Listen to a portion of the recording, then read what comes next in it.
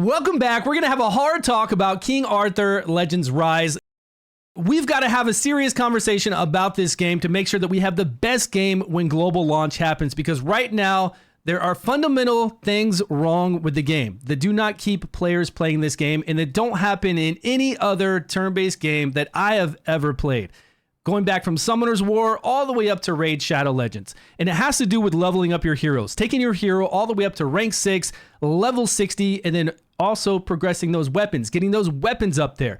Because if you can't do that, if you can't bring your heroes up to max level, that stops you from doing story mode, and it stops you from progressing everywhere else in the game. I'm going to explain to you exactly why, and then I'm going to give you examples of how we can make this better.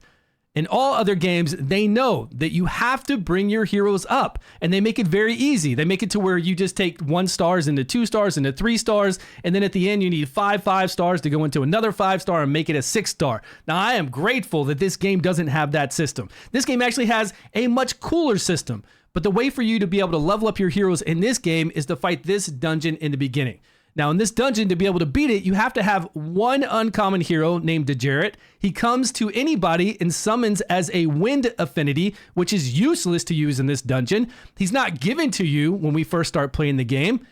And you need somebody that can apply poisons so that we can take this guy down faster, because he just does way too many burns. This is a bad thing to have in any game. And again, no other games do this. They let you level up your heroes in a easy manner, not using specific heroes, not having to have a strategy. They just do it to where obviously you can level up your heroes so you can branch off and do everything else in the game. They don't hold you back. I'm going to use Raid Shadow Legends as an example. In Raid, you level up your heroes by ranking your other heroes up, and then you make a 6 star very easily. It doesn't matter where you are, story mode, going through dungeons, also with their masteries. Going through Minotaur Dungeon, there's nothing fancy about Minotaur Dungeon. You just go through a wave, you fight the Minotaur along with the 2 side guys, and there's no required heroes. There's no real worry of what you bring in there. You have to run it over and over so you can get those scrolls to level up your masteries, which masteries make your heroes very, very strong. It's kind of like relics, a little different, very different, but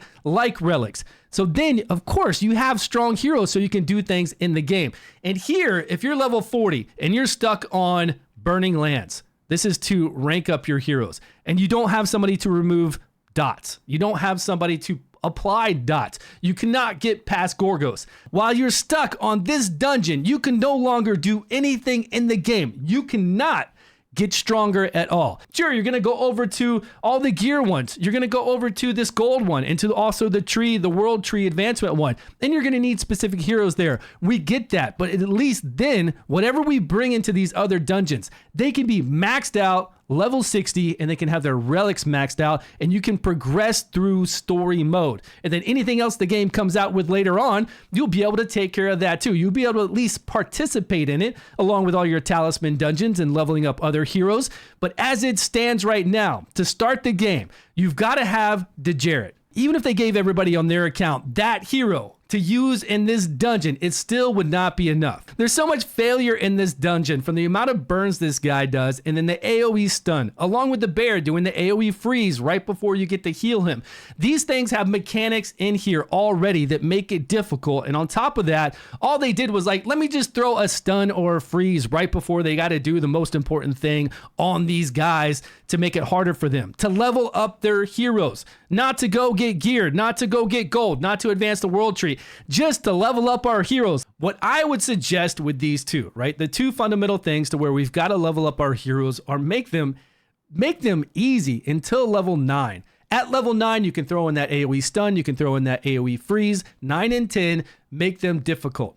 But all the way up to 8, you got to make it easy. I'm talking like we don't even need the required heroes that we're required to have right now. I don't know how much more I can harp on this or say about it, but I'm telling you right now, the Frost Bear is completely boring. I don't want to run it. I think it's ridiculous that he gets this increased defense all the time. Then we got to heal block him because he heals back for such a crazy amount. And then right before we got to heal him, once he drops down under 50% HP, he does an AoE freeze.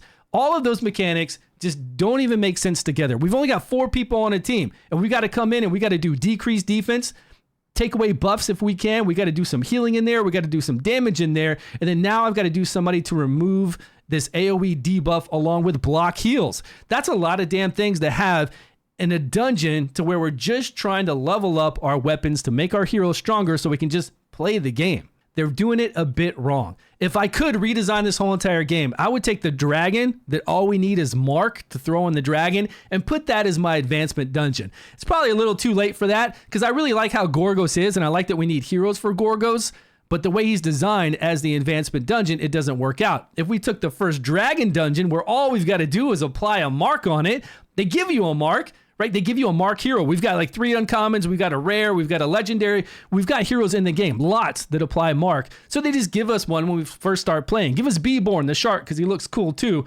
Give us that guy right when we start playing and then tell you, hey, go through the dragon dungeon and get your advancement material. That makes 100 times more sense because then we can take this cool dungeon with our Gorgos and have that as some kind of other dungeon to get cool gear from. Since we know that's probably not going to happen, let's just take these 2 dungeons, dumb them down by so much until level 9 and level 10. If you want to make level 9 and level 10 how they are right now, that's fine. At least all players then can go from 1 to 8 and be able to do 8 nonstop.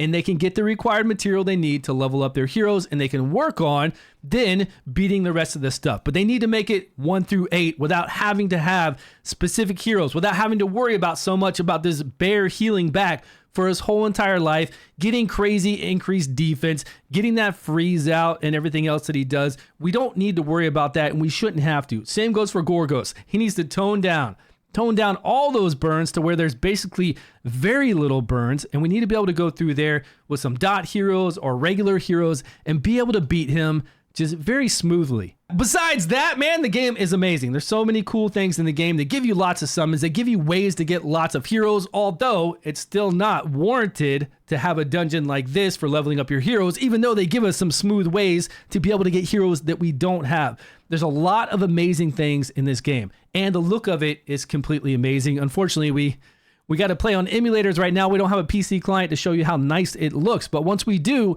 you're going to see how good it really looks and how well it plays and how much fun people have playing this game until they get blocked like this and they just feel like they can't progress, or they're like me and they just don't want to do it. Like, it's that boring.